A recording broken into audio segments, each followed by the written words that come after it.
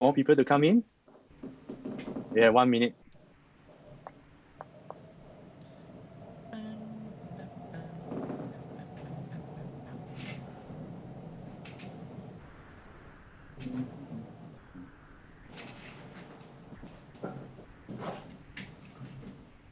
Hi.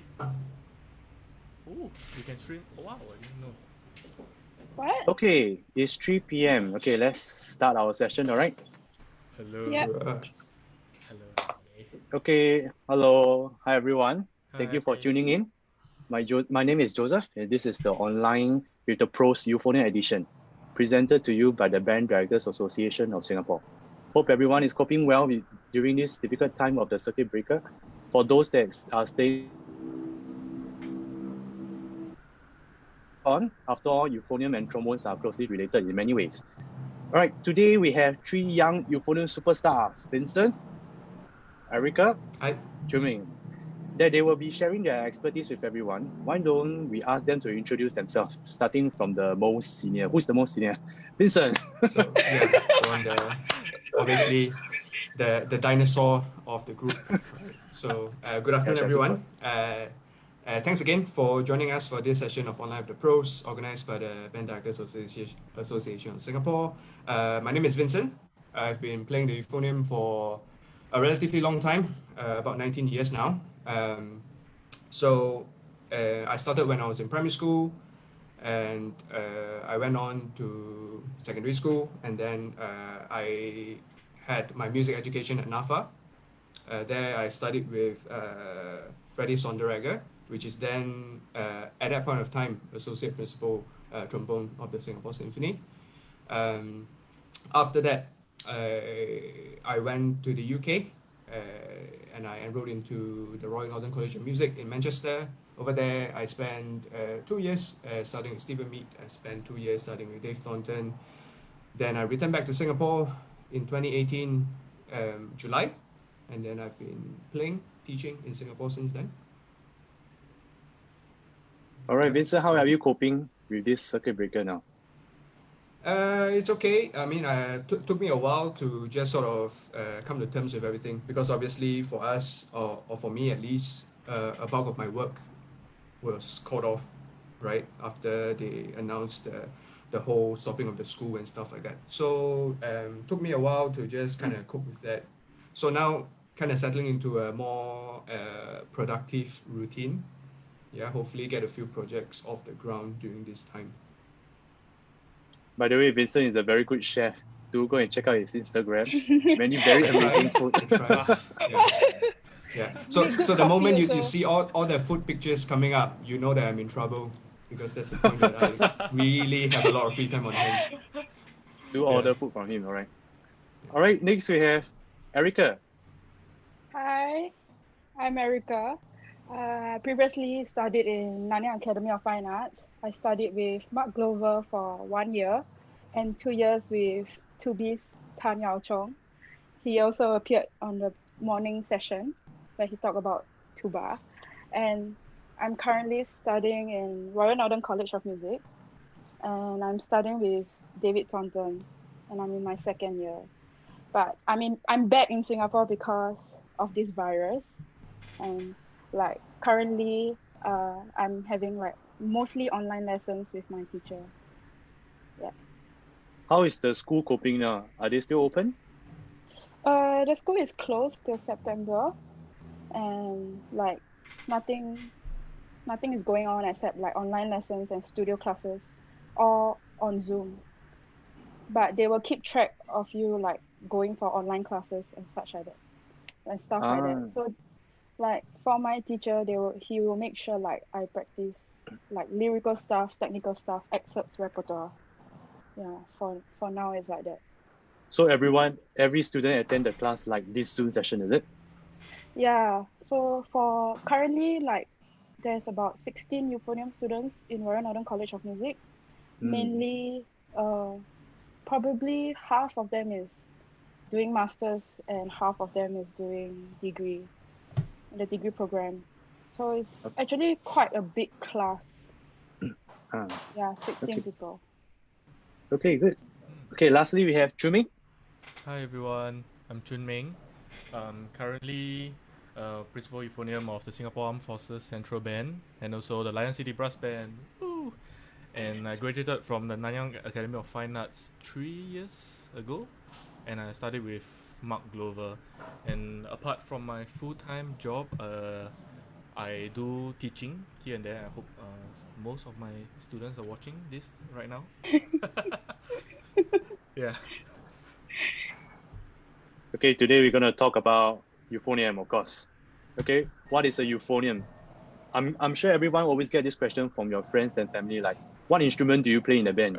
So when you reply euphonium, and there's always a awkward silence, like, what is it? I'm sure everyone get this. So I think speaking for experience, I got most of the time nowadays I will just say it's a brass instrument, and it's a baby tuba. Sadly, I will say baby tuba. Yeah, it's easiest. So let's share with everyone what is a euphonium in general. So ladies first, Erica, what is a euphonium? Uh, okay, so euphonium, I will just roughly say what I know about euphonium. So euphonium is a word come from, I think, Greek, which also means Ancient Greek. like, yeah, ancient Greek also means like sweet sounding or nice sound. So technically, euphonium really produce a really nice sound out of the rest. and and like it has like, let me see. So You it should was memorize invented.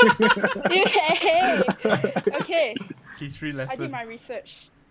It was invented between 1842 to 1843 by this person who also invented the saxophone, and his name is Adolphe Sax. And like he kind of developed a range of valve brass instruments from soprano to all the way to bass. And all these instruments were used mainly in military bands and marching bands from the start. And then slowly, like it gets more famous, and like people start using it more, and that's how like uh people in the UK they use it, and how brass band become really really popular in UK. And like especially in the north of England, brass band is a big thing. It's like a community thing, and people will dedicate their time to brass band, go for brass band contests, and like it became a really euphonium is not uh rare in the north of England, so that's how euphonium is now. Anyone got anything to add on? Yeah, I Where is think euphonium widely used? on a, on a on a slightly less serious note, of course, what Erica said is absolutely true. But also there's a common joke saying that it derives from ancient Greek and it means unemployment. Yeah, that's a joke. It's funny, but it's only funny when a euphonium player says it. When somebody else says it, it's a little bit rude. No, it's okay, Yeah. right? But I think it in all summed up pretty nicely, and I just want to add that there is an entire family of instruments that was made during that time, not just the euphonium. So you have the tenor horns, you have the baritones, you have even some of the top action, 3+1 tubas. They kind of all belong to one family. Yeah, and also taking into consideration at that point of time, some of the brass instruments that were used in the 1800s are still sort of from the classical era, meaning they can't really play chromatic notes. So that was a point of all these instruments like cornets and sax horns and euphoniums and all that kind of stuff being invented for the ability to play chromatic notes because we have pistons. All right, so you know that euphonium is not used in orchestra most of the time. That's why Mhm. the unemployment. So most Yeah. of the time, euphonium is being used in brass band and military band. A lot of military band. So Jimmy, can you talk about the use of euphonium in the military band? Mm, Usually in the military band, the euphonium covers most of the tenor line, or at least lead the tenor line, you know. And in a brass band is is almost like the cello of the orchestra. It plays a very important role, and as compared to a wind band, parts in a brass band can get really insane. Yeah. All right, we'll move on to talk about some of the basic warm-ups and routine we will have. So who want to go first? Okay, so I'll share about my basic like warm-up routine, like my personal basic warm-up routine as of now, especially in this situation. Uh, I kind of have more time to do like longer warm-ups and routine. So, uh, what I would say is like warm-up is extremely crucial, and like using a metronome during warm-up is very, very important. And um it's also a good way to develop like good habits, like good posture, good breathing, like good coordination, all this basic stuff. So I kind of cover everything about like the basic fundamentals of playing a brass instrument during my warm up. So, but I would say like uh at the start of before I start playing or start doing like breathing exercises, I will do stretches because like recently, like probably like last year or something, I kind of like had I sprained myself while playing the euphonium. Okay, because maybe because also my euphonium is quite heavy and like I kind of struggle with that a bit. So I kind of sprained my muscle because of that. So um I was told to do more stretches and it kind of helped to relax your body before like getting into the mode of playing the instrument. Then after stretches, I'll do breathing exercises and then buzzing, like all those basic stuff. But all these are like important to remind yourself like good habits. Take in sufficient amount of air, use your air efficiently, and remain like good posture. After that, I'll do long tones, followed by ellipses and tongue. Like sometimes I kind of combine my lip slurs and tongue together because it kind of helped me like so my tonguing won't be like too short. It will be like following with the lip slurs, and then I'll do some coordination like air fingers because trying to improve my fingering technique right now. So to help like improve my running notes and stuff like that. So that's basically like how my warm up is. I will do range exercises also, but I won't spend a lot of time on it because it can be quite tiring. So just to be able to hit notes and try to hit like higher notes. Yeah. Yeah. Joseph, you're muted. How long does a whole exercise takes? It sounds like a marathon already. Nowadays I roughly take 20 to 30 minutes. But of course, if like I will take like 1-2 minutes break in between each exercises. Yeah. Anyone got anything to share? Different types of warm-up routine? I guess for me, I think it's also interesting to hear from the both of you as well. Is are warm-ups and routine the same thing? Yeah, true. You know, do we have a set of exercises that we go to every day, and then if we do that, then we are ready to perform, or do we have to finish the entire cycle of the routine and then we are ready to perform? What do you all think? I think for me, warm up and routine is a very different thing. You know, a lot of people confuse both of them together. Like some people say, they might say, "Oh, I will take like an hour to warm up. Give me an hour to warm up and stuff." But for me, usually in the morning, like now when I am preparing myself to get into practice, my warm up just consists of like stretching, like Erica said, stretching when I just get out of bed, and then just get the blood flowing in my lips. You know, just condition myself to get ready to do my routines that includes like scales, slurs, articulation, range, and stuff. When we actually go focus into an aspect, then I don't think that's considered a warm up anymore, in my opinion. Yeah. Yeah. So same for me actually. I have a set of exercises that I do that would take me maybe about 15 minutes to 20 minutes, and then more or less if I have to uh, be performance ready, then by then it should be okay.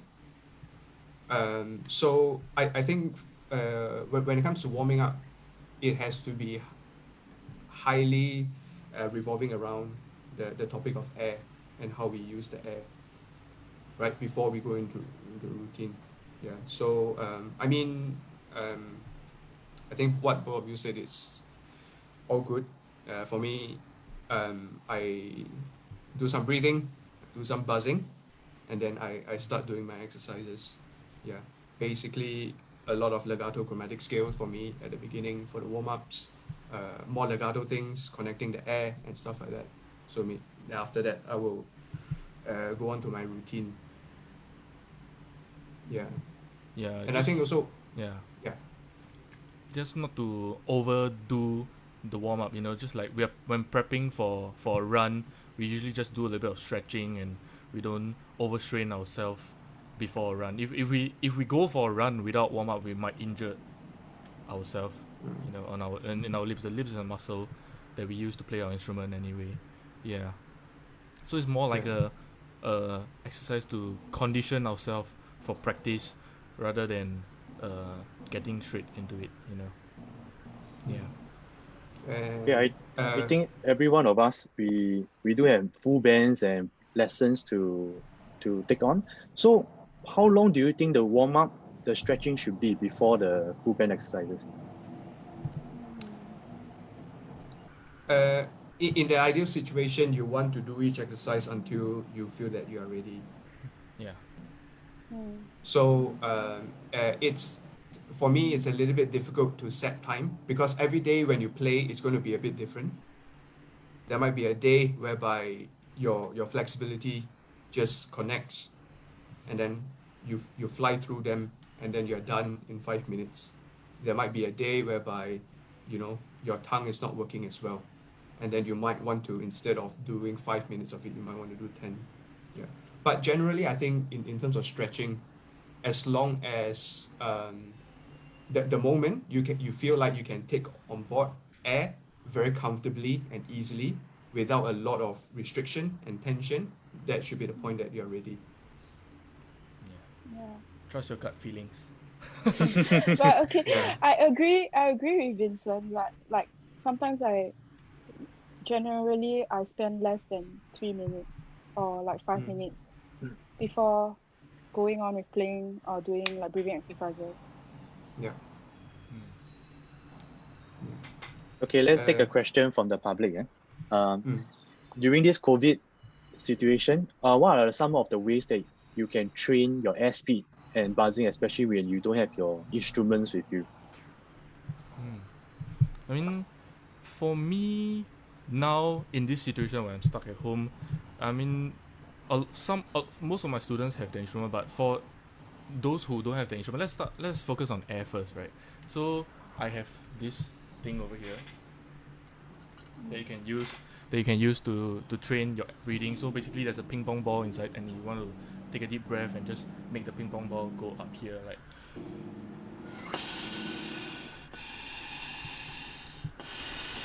stuff like this, right? Where you can do, and then there's like holes over here where you can cover to increase the resistance, to train your strength to push the air out.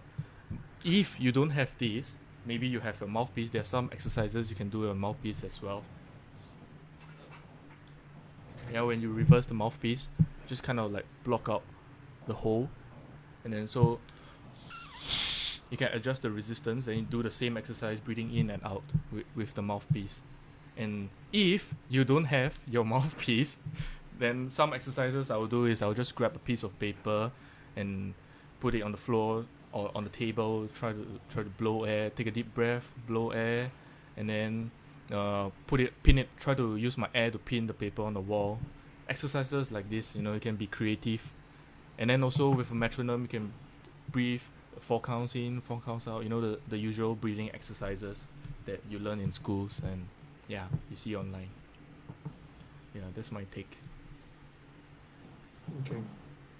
So for me, when it comes to breathing as well, there is always different sort of uh, outcome that we want to achieve and what we are practicing when we are doing the breathing exercises. So, for example, the breath builder is really good. Yeah. Why is good? Because I have it as well. No. Okay. Actually, it's very useful. Yeah. So let's talk about because the question mentioned airspeed, right? So when it comes to training the power and the speed of air, we have to add resistance into the exercise. Okay, so for example, like the one with the mouthpiece, that is the free version, right? In a way, if you have an access to a mouthpiece, you just cover up maybe about 3/4 way of the hole, and then you just take a breath in. However, the problem with this exercise is that I think in terms of breathing exercises, we always say that we can't see air. And when we can't see air, there's a problem. We don't know whether we are doing it correctly. At least that's how I think I want to try to make things as clear as possible. So what you do if you have something like a breath builder, or you can create some kind of resistance, what the breath builder will show you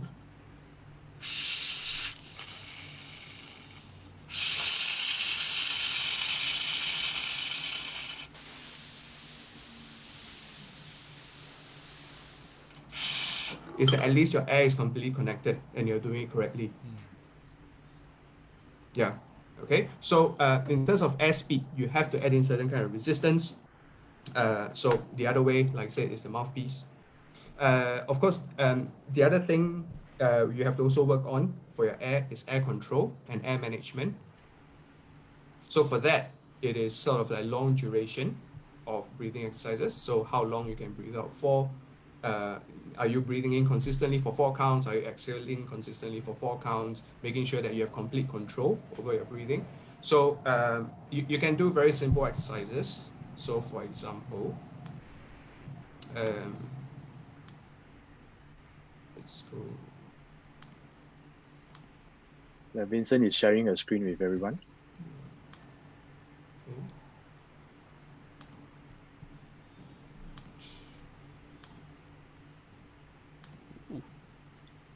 Okay, so if you something like that, for example, fairly simple, just a couple of in, couple of counts out. What you can do here is to have another equipment that I have. This is called a spirometer. Essentially, what this does is it tracks your inhale. Okay, so you'll see a little ball here, right? So when you breathe in, the ball will come up. Okay, and of course on the opposite side, if you tilt it and you exhale, then the ball will come up here as well. Okay, so what you do is if you do 4 counts of inhale, like that.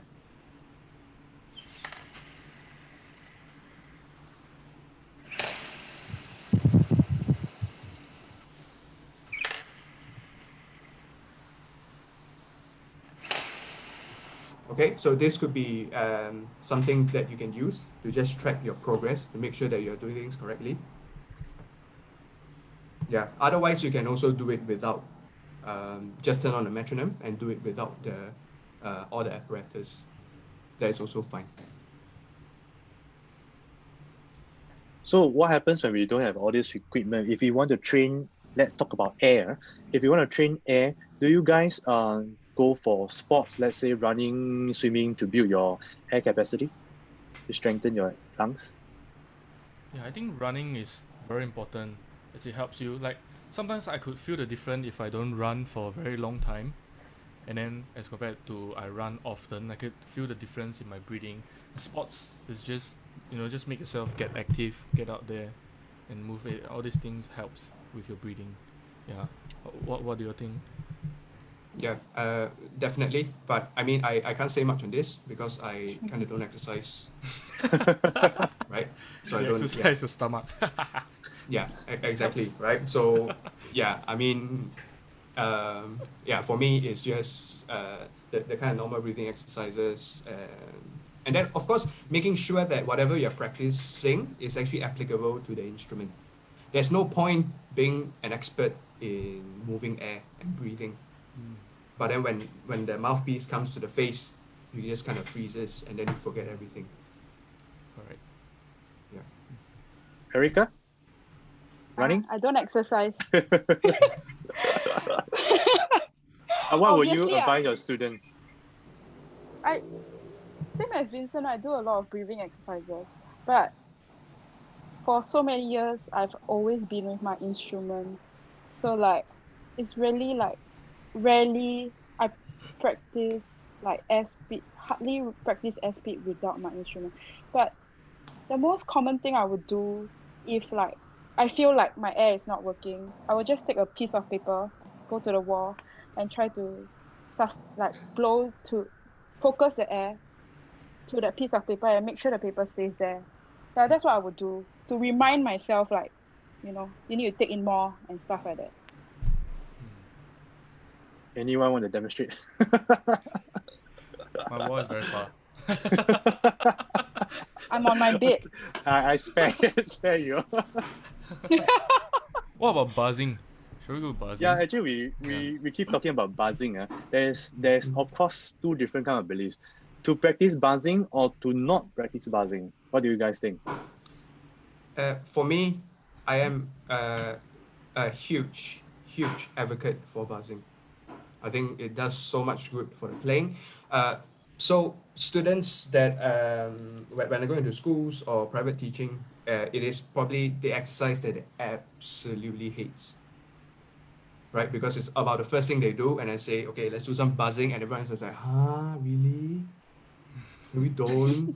Yeah, because it's difficult, and I understand completely that it is difficult. But what buzzing does is that it aligns a lot of things for me. Okay, such as using the air correctly, the right kind of air pressure, and then creating the right kind of sound. I think if you do buzzing, okay, and then you go, if you don't focus the sound, okay, it means that the whole lips inside is very floppy, it's very loose. So the moment the air passes through the lips, what it does is kind of bullies the lips and then it pushes the lips forward. So what we need to do is actually keep the lips kind of in place, closer to the teeth. And when you buzz, what we want is a very vibrant sound, okay, that is full of the zing and the buzz sound, okay? But at the same time, we don't want to shut off the space in between the lips too much. Otherwise, we get a sound like that.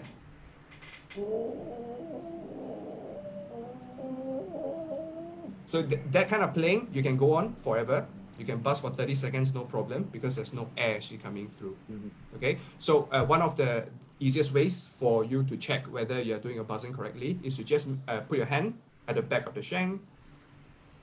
Okay, and make sure that there's a sufficient amount of airflow coming through, hitting your hand.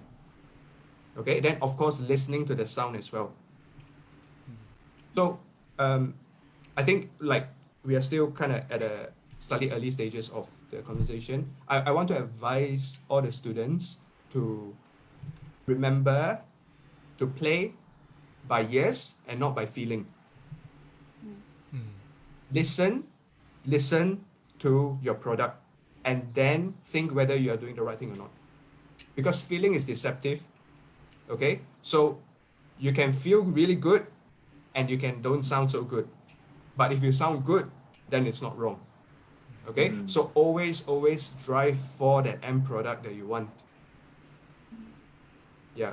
So yeah, these are just my tips. And also, what will be helpful if you can buzz in tune.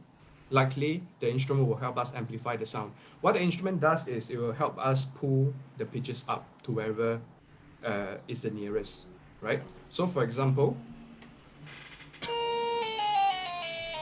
if I buzz, this is an E flat. Right? Okay.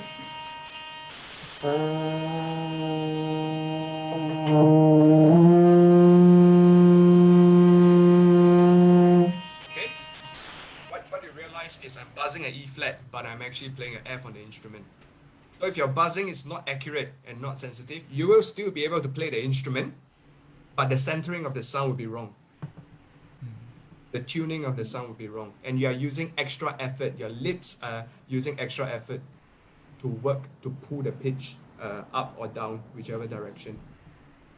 Yeah, so this concept of being able to buzz in tune and buzz with a good sound would greatly help the way you play. After that, when you go to the instrument, it's so much easier when you align all these things about your air and all that kind of stuff. At least that's how I think about buzzing and how it's useful for me.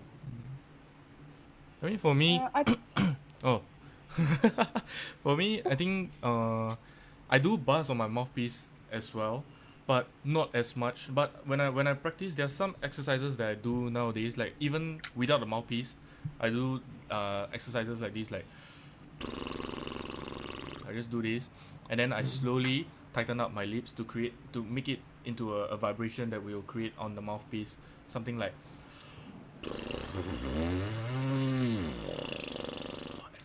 exercises like this, you know. And when I buzz on the mouthpiece, the main thing I want to focus on is letting my air pass through the mouthpiece, which is the most important. I feel, to get through the mouthpiece. The main idea is to allow your air to pass through the mouthpiece and into your instrument ultimately. So I usually don't use my tongue first, and I just kind of blow air through. And then I bring my lips closer together where it just starts vibrating, and I want to ensure I am able to control that vibration over there.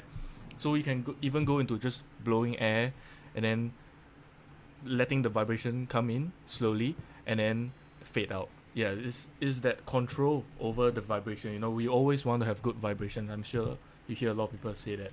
Yeah, and then you can start doing exercises like glaces.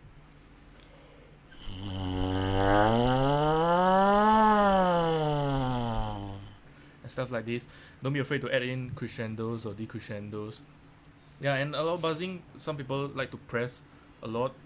You don't want to do that because it might injure your lips as well. I like to anchor on my lower lips, and then I just let my upper lip vibrate to the fullest, good vibration. Then again, yeah, these are some of my takes on buzzing on the mouthpiece and vibrations.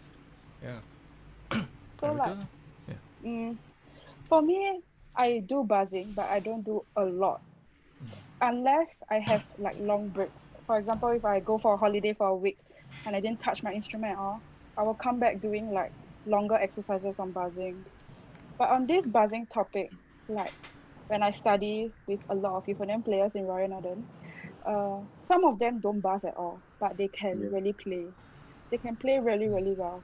So I feel like for this buzzing thing, if this buzzing is gonna help your sound, you should do it. But if you don't buzz and you still can produce a good sound, like what Vincent said, like hear yourself. If it's good, then I don't think you really need to go and learn buzzing, because like I've met like musicians who don't buzz and actually still are very, very good players. Yeah, but generally in Royal Northern, like uh our teachers would buzz. So like during our 8 a.m. warm up session, we will Wow. do Drink buzzing tea. exercise. Fall Like in. 4 in at 8 a.m. Like most of us will be there, and like buzzing is like the second or third thing that we'll do. And eventually everybody know how to buzz after they graduate, I think. Yeah. Mm. What are the reasons But why some of the players don't buzz? I do uh, hear that maybe they say that buzzing give them tension. What's the take? You know, when I was studying mm, with my ex teacher, Mark Glover, I remember he telling me this. I brought this up to him. You know, I used to buzz like every day before my practice session, and then what he said to me was, or one sentence, he just said, "If it helps, then do it. If it doesn't, then don't." You know, that's basically what he said to me. And whenever I feel like I have to buzz, to you know, I don't have that control over my lips, then I'll do it. And when I feel like I'm fresh, I'm good, then I just don't do it. I just get into playing straight away. Yeah. mm. Oh, can I add, Mm. like, Yes. if you only have your mouthpiece with you and like you want to buzz, like maybe you need to buzz like B flat, and you don't have a tuner or a piano at home, you can just download a piano app. Like, it's available in all sorts of phone now on smartphones. Just download it and then press B flat and just listen to the sound first and buzz it. If you think like the sound that you're producing is not a B flat, you sing the note first and then after that buzz. Yeah. Okay, let's take another question from the public. How do we play a sustainable long tone without going flat or sharp? Erica? For this, I kind of think I never faced this issue before, or maybe when I was younger in secondary school, I did face this issue, but I kind of outgrown it or somehow like that. But for this, like, I only can think like two possible reasons why when you play a stable long tone, you either go sharp or flat is because of your air again. Like, air is very very important. So if, for example, if you're gonna play this long note and you never take in sufficient air or good air for it, eventually like you will run out of air and then your pitch will just go down. That's how you become flat. And uh and also the other possible reason I could think is imagine if you play a long note, it's one straight line. But if your airflow is going this way, like constantly got spike, then it might just go flat or sharp if it's not a straight air. Yeah, that's the two possible reason I could think of when you're playing like long tone and it becomes flat or sharp. But so the best way is to I would suggest to do long tones, but before that check your intonation first. But don't always use the tuner throughout. Yeah, don't always use tuner. Yeah, you have to listen. Most importantly is listen and not like visualize with the tuner. And then try to play like maybe 4 counts first. And if it's in tune, then you continue to play, like add on like maybe 2 counts, then 8 counts. This is the exercise I would suggest, like to make sure like your long note won't go flat or sharp. Yeah, I think this is really a very, very important fundamental issue. The ability to just sustain should be or sustain long notes with evenly in the same sort of pitch and dynamic. I think it has to be addressed at a very, very early stage to instill into the students that the way we use our air is always right. So it is a healthy relationship between the work of the embouchure, the lips, and the air. They have to work hand in hand together and share the load. So the moment we start to emphasize a little bit more on the lips or too much of the air that the lips can't hold the position anymore, that's where we have all the problems, I think. It's important to identify the problem. When you face an issue, it's important to break it down, and you have to identify the root of the problem, be it your lips or your air as being the problem, and then you start solving things part by part, and then you add them together. Yeah.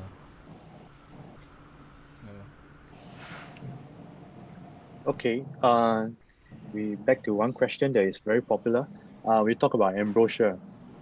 Mm-hmm. Is there a correct or wrong embouchure?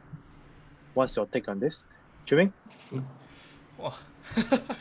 that's a tough question.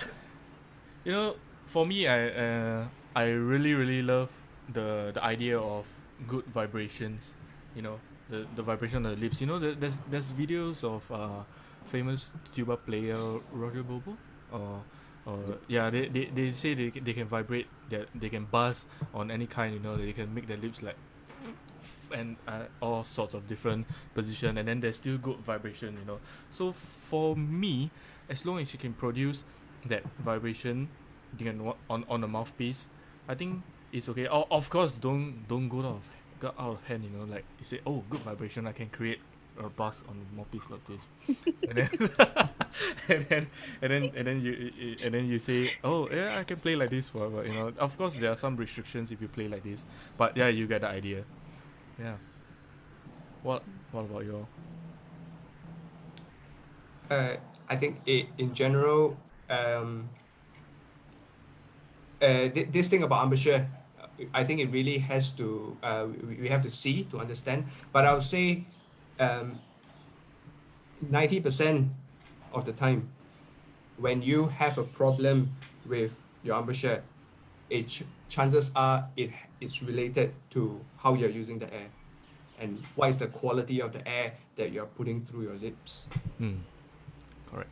I believe that everyone is born with a pair of Ferrari lips. So imagine this is the engine, right? So the lips is the engine that makes the sound. But of course, we have to use some fuel to make sure that the engine can run. Okay, but what quality fuel are you putting in? Are you putting in water? Are you putting in like olive oil? Are you using the best grade of petrol? You know, this will all affect how the lips perform. So unless you're doing something like really drastic about it, right? For example, if there's like excessive like puffing and things like that, maybe that's not advisable. But if in general, if the corners are firm, then the embouchure is fine, right? It's likely to do with the type of air that you're using rather than having chops problem. Yeah, the air and the lips works hand in hand. So a lot of students, when they face this kind of issue, is like what Vincent said, it's probably because of the air, and then they start to overcompensate with the lips, you know. And then when you start to overcompensate with the lips, all sorts of problems kicks in, like weird stuff. Yeah. So Yeah. air is probably one of the And also when I say about like quality of the air doesn't mean just push more air through the lips. Yeah, quality of the air means using the right amount of air to play. So not always going more is the direction. Sometimes when you use too much and your lips can't cope anymore, then it's time to kind of dial it back a little bit and focus the air rather than to spread it out all across your lips. just to find a balance. Yeah. Okay, let's take another question. How do you play a staccato notes and an accented note? Vincent? So when we talk about articulation, of course, then we have to first address the activity of the tongue, right? So how the tongue is working when we do a regular articulation. Sometimes students will have the impression that the tongue is striking forward when we are doing that, which is not quite how it's working. Okay, so if you could just say along, if you just go ta ta ta ta ta, okay, what you should feel is the release of the tongue downwards, right? It's this action that creates the articulation.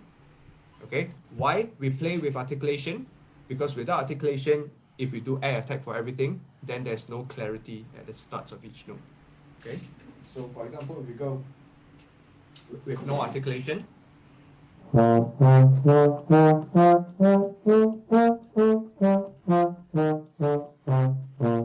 what I don't know how the mic is catching all the sound, but Yeah, it's good. yeah, but there is a little bit of scoop at the beginning of each note. You know, that little bit of moment where the lips, before it starts vibrating, we this fwa fwa fwa. Okay, so now I'm gonna add the articulation in. So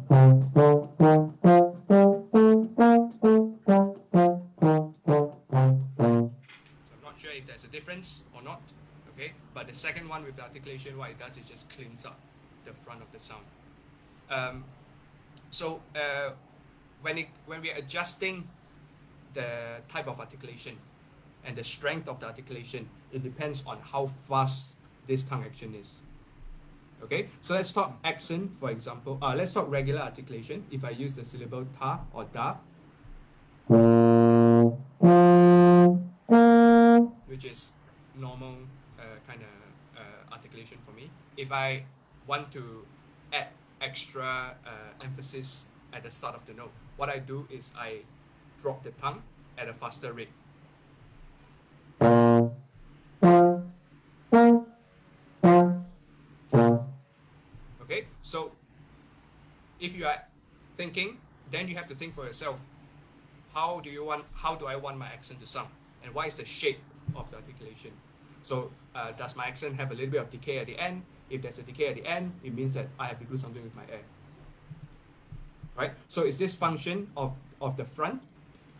Generally, when I play, I keep my tongue really forward. So even when I drop down, okay, my tongue is always around the front of the lower row of my, it's at the back of the lower row of my teeth. Yeah, so it's always to the front. So I don't pull it back so much. Okay, but that's just me. I don't know, how you guys do it. Okay, so then when it comes to staccato is more difficult than people think, because it requires you to center the sound almost immediately when you play, right?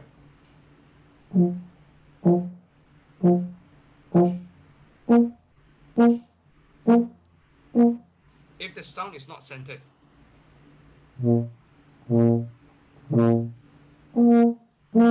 then all your staccato lengths will be quite long.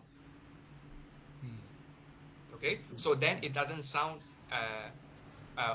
the common term to use to describe staccato, like bouncy or round and things like that. Then we lose all that kind of effect. Everything sort of becomes this kind of pseudo tenuto-ish kind of articulation.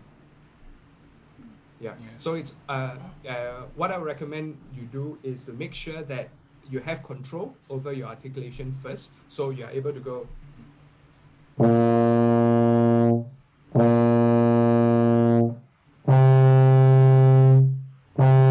Yeah, absolutely comfortable with how the tongue is acting. Then branch out to how you're going to change the air to change the kind of sound, and how you're going to change the speed of tongue to adjust the strength of the articulation. So to sum up, basically, number one, the harder and the faster we drop the tongue, the stronger and the more forward the articulation. Yeah. Is there any specific syllabus for the different kind of articulation recommended? For sometimes for lower brass, people say da, D-A-H. Okay. Sometimes people say T-A-H. A lot of higher brass people say T-A-H, for example. They keep their articulation a little bit more forward. Because I think one of the issues that we have as euphonium players is clarity.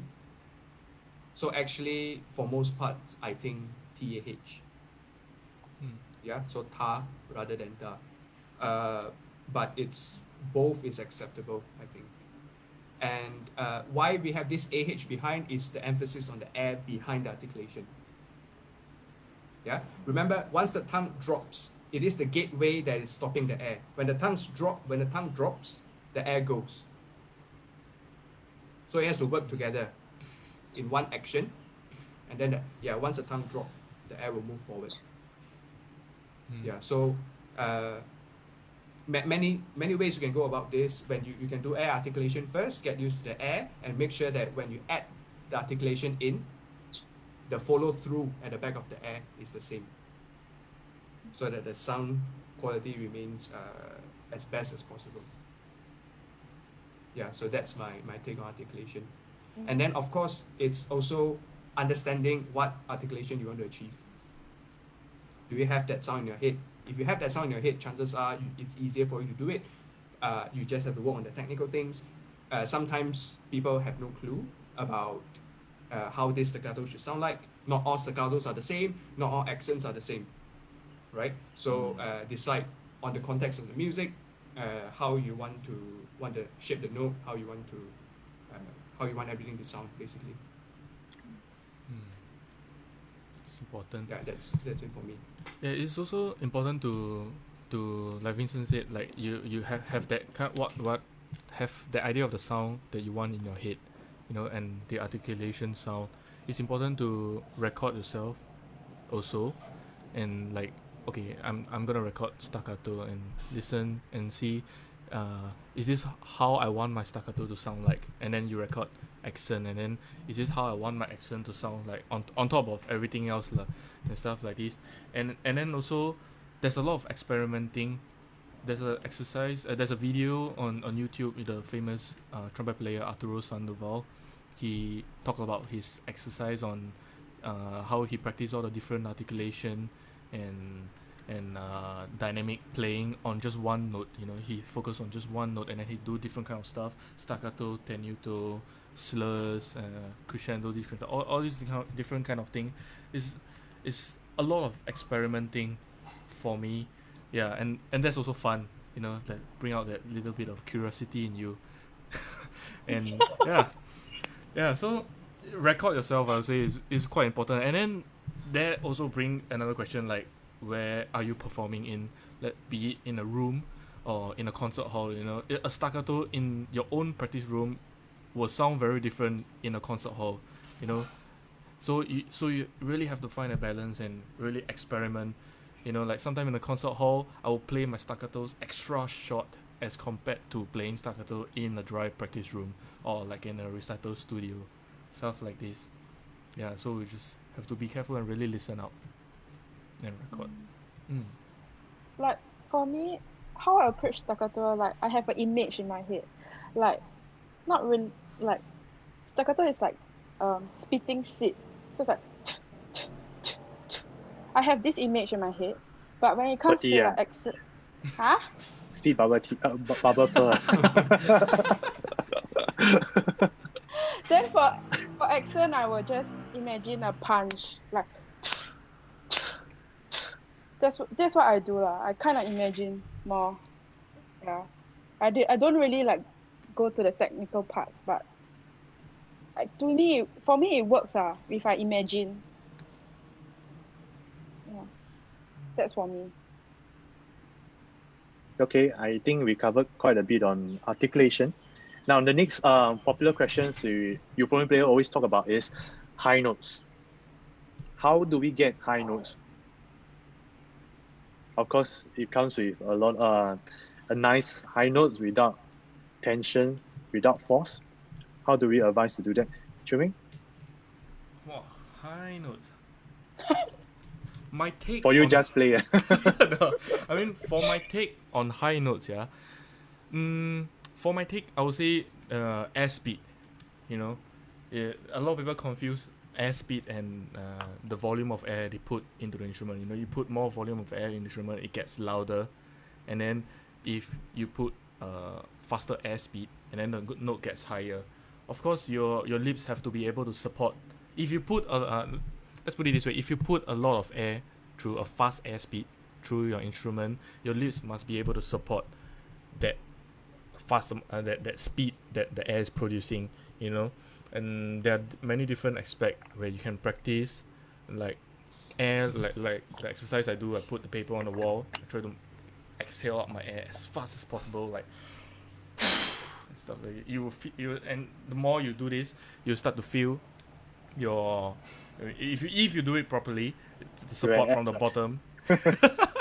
Yeah, and then you start to feel your diaphragm getting stronger, and that's the aspect of that's the aspect where you start push the air out, that we train the muscle. And then for the lips, I do a lot of lip slurs. Lip slurs is like weightlifting, like going to the gym for brass players, you know, just to make sure my lips can support the speed of the air coming out for the high notes. And then you have to also be careful when you're able to hit the note already. Then some of us might be going like this, and they say, I can hit that note. But then you listen to the sound, and then the way you're playing it is just you can play it in a much more relaxed way. And there comes the problem of relaxing when playing a high note. Yeah, so it's all about identifying problem one by one, and then solving it. A lot of people like to ask like how to relax when playing high notes. For me, if you want to learn how to relax on playing high notes, you have to understand how is it like how is it like to be not relaxed, you know. So I will start by making myself super tense when playing the high note. You know, I start to go start to tense up my shoulder. understanding which part am I tensing up a lot, and then I will try to relax the parts one by one, and then I will try to hit that note as well. Yeah, so it's a lot of identifying problem and then applying solution for my part. Yeah, but basically high notes is a lot of different aspects built up together, lead your chops and your airspeed. Yeah. And then some people might encourage buzzing. You know, you try to buzz, and then you can hit that note, and then when you put on an instrument, and then yeah, all these are just different kind of schools of thoughts, you know. But yeah, that's what works for me. Yeah, I guess of course the question that came into us was how to relax when playing high notes, right? Yep. So I also want to ask the three of you, all three of you has played euphonium, right? Should we actually relax when we play high notes? Because True. I understand that the end product must be relaxed, right? So the end product, the sound must be relaxed. But us feeling relaxed, does that give us the end result that we want? Right? High notes requires a certain kind of pressure, it requires certain kind of air speeds, right? So True. so when I'm playing higher, I'm thinking about ways to try to get the end product that I want. But for me, the word was never relaxed, because I feel like when the word relax comes in, we go flat, True. right? We lose support, we lose the energy in the air. So yeah, so that's what my own feelings lah about high notes. But I think, of course, I'm not saying that the end product, I agree that the end product must sound relaxed and easy, but I'm just not sure that feeling relaxed would achieve that. Yeah. I think that the yeah. focus that people want to talk about relax is that yes, the end product, they want the tone to be relaxed. So I think students maybe mixed up both logics. Yeah, because say for example, right, if the approach to high playing is relaxed,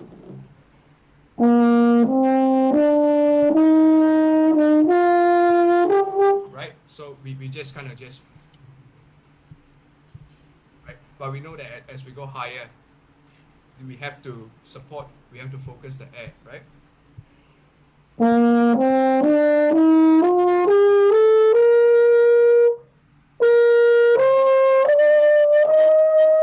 Yeah. So when you're up in that kind of register, it's never like, oh, I'm feeling relaxed. No, you want to make it easy, you want to make it focused, but it's not like relaxed, because so much support has to come from like this area. Yeah, to just make sure that the sound is able to sustain. I think if you are looking to practice high notes, one very good way is to do chromatic scales. Yeah, so you just kind of slur up.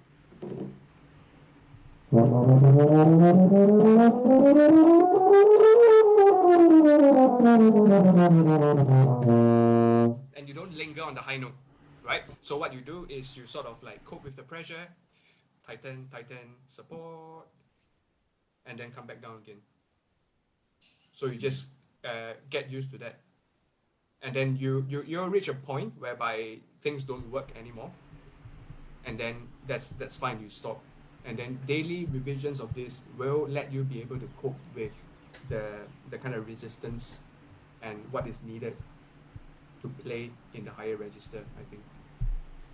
The key is also not to overdo it. Don't spend so much time on higher register. It comes with time. So I say if you fail 3 times, stop. Right? No matter how close you are to getting it, right? If you failed 3 times, stop. Then just go and play something else. Yeah, I think one of the worries for with this question coming in is like in the middle of the piece when there's a high note, like when I first pick up my instrument after warm up and stuff, I can hit the high note, but then after playing for a long time, and then I can't hit that high note anymore. You know, I think that might be one of the worry, and then they start to think, like the teachers start to say, oh, you have to relax. Yeah, it's probably that. So what we want to practice is like ways to play the note with ease, so that when we play from the start of music to the point where we want to hit that note, we want to be able to hit that note. There are a lot of pieces, like in nasty pieces, like in beginning is alright, it's fine, with a very nice range, and then suddenly in the middle there's like a high E flat or a high D that surprises us, and then that's probably the thing that we worry about. Yeah. Yeah. And I think with this, also with all kinds of practice, right? We have to understand there's two concepts to it. Number one is acquiring knowledge. Number two, I think, is acquiring understanding. Right? Acquiring knowledge for me is like learning theory. Okay, so what are the aspects to high playing? Okay, maybe fast air speed, strong chops, tongue position, whatever you want to add in. This is knowledge, right? So this part is not difficult, because now you can tell this to anyone, and then you just say, remember this, and then they can recite it back to you. They've acquired that knowledge. But what they don't have is the understanding of how to apply this knowledge that they have. That's right. Yeah. So when you talk about things like, during my warm-up, after that, my warm-up, I can play up to that high note. But when I don't play for a while and then I come back, I have to take a very long time to get that high note again. This shows there is a slight lack of understanding on how you achieve that end product initially. Right? Yeah. So when you are practicing, what we are trying to do every single day, right, the three of us, is to make sure that we understand the instrument a little bit better. Our playing is easier, right? To an extent that maybe we don't have to think about it, we can just do it. Yeah. So Understand. it's this constant like trying to understand what you have to do, trying to understand your playing better, trying to understand what you need to do better, and daily revisions of it that would make you become more consistent.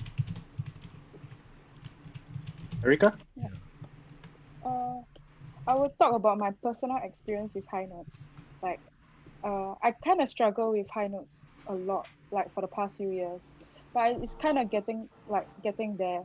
And recently, like maybe a month back, I had my excerpts exam, and like because it's brass band excerpts, it's like a lot of high stuff, a lot of running stuff, and then like and a lot of excerpts.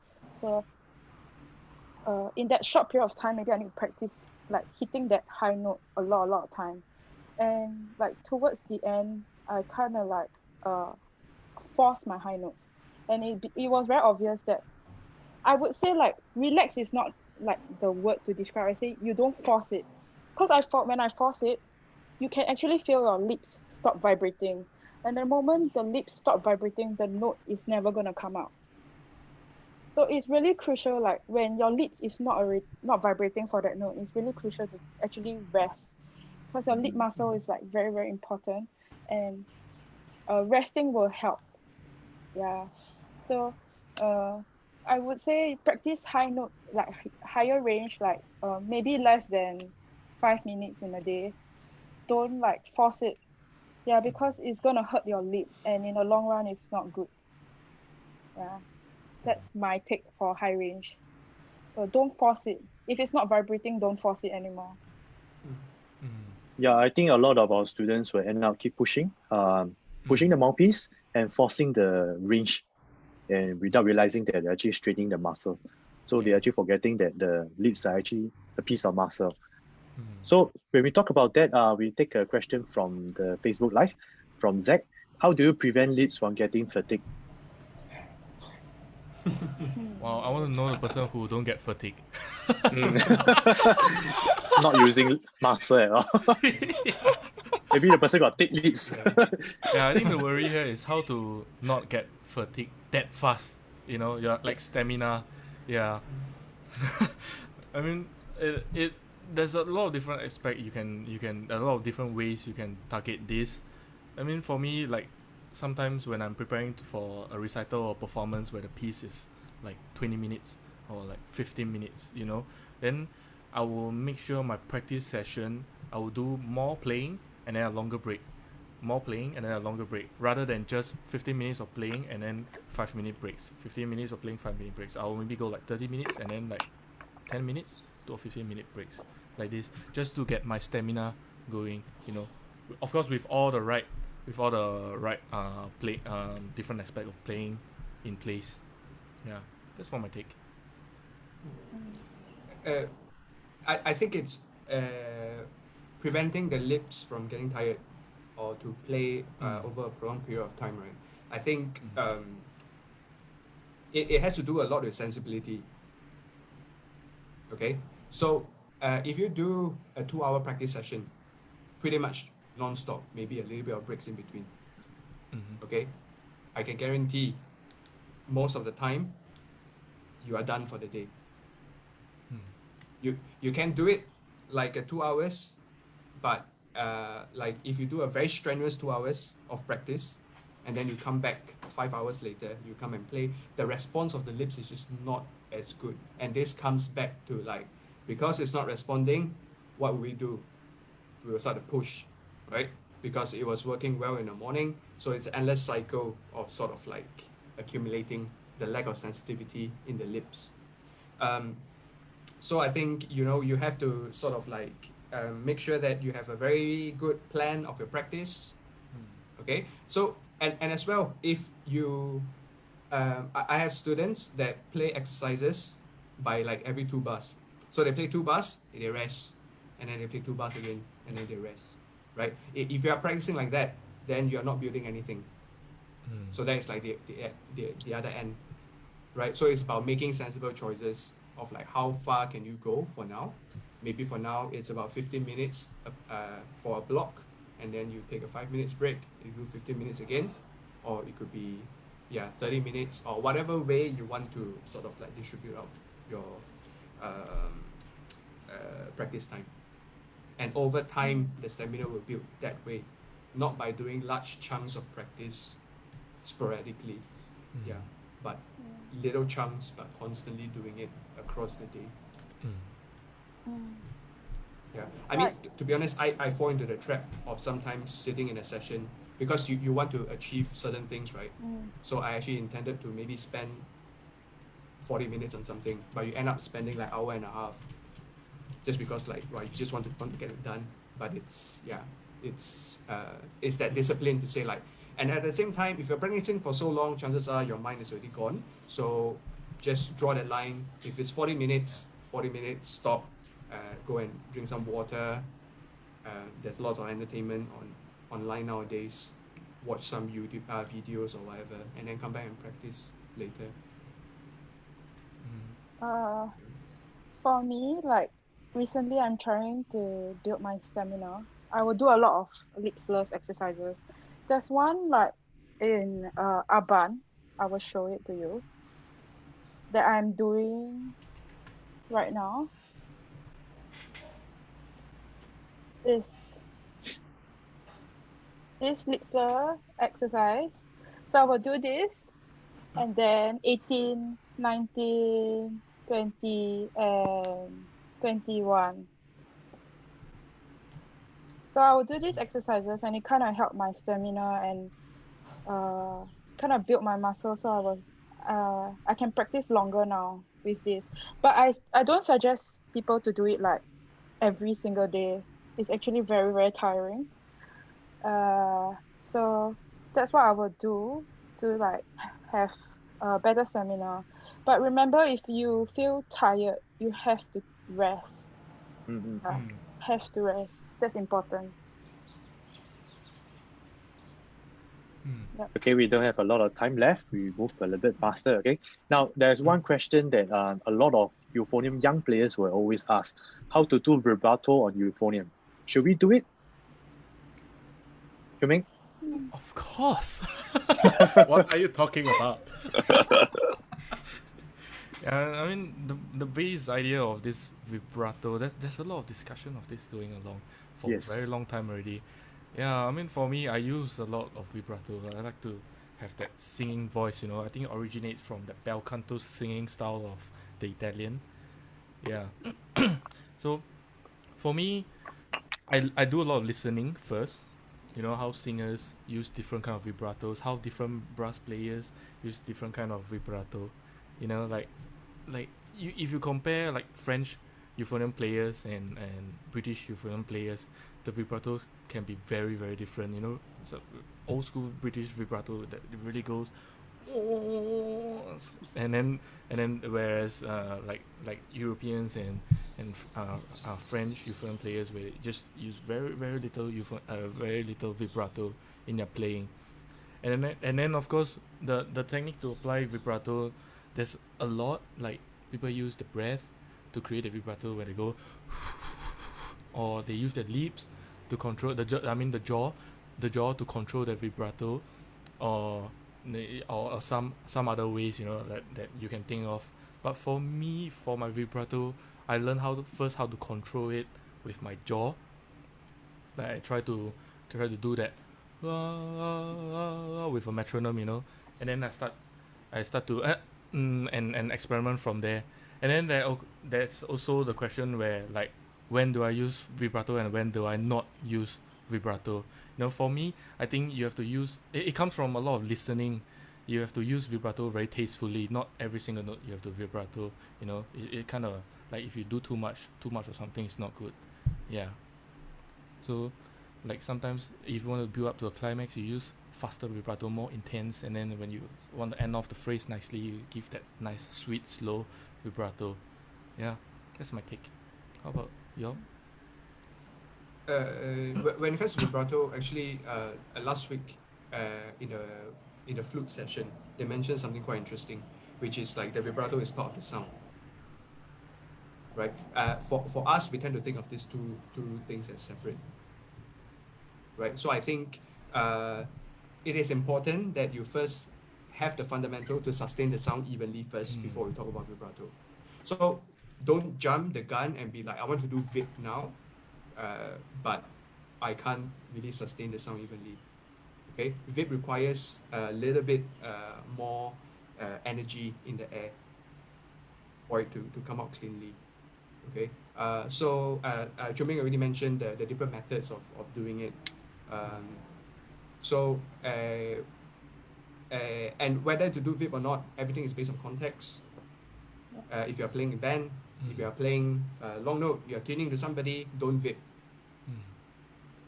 Right? If you are playing melody with unison melody with other people, maybe don't vib. You are playing a solo, sure. Right? So remember, if you're playing in a band, it is a team effort. Unless everybody is doing it, sure, why not? Yeah, but you going off on your own and be like vibbing is not going to end very well. Vibing. New term Vibing. for it. Vibing.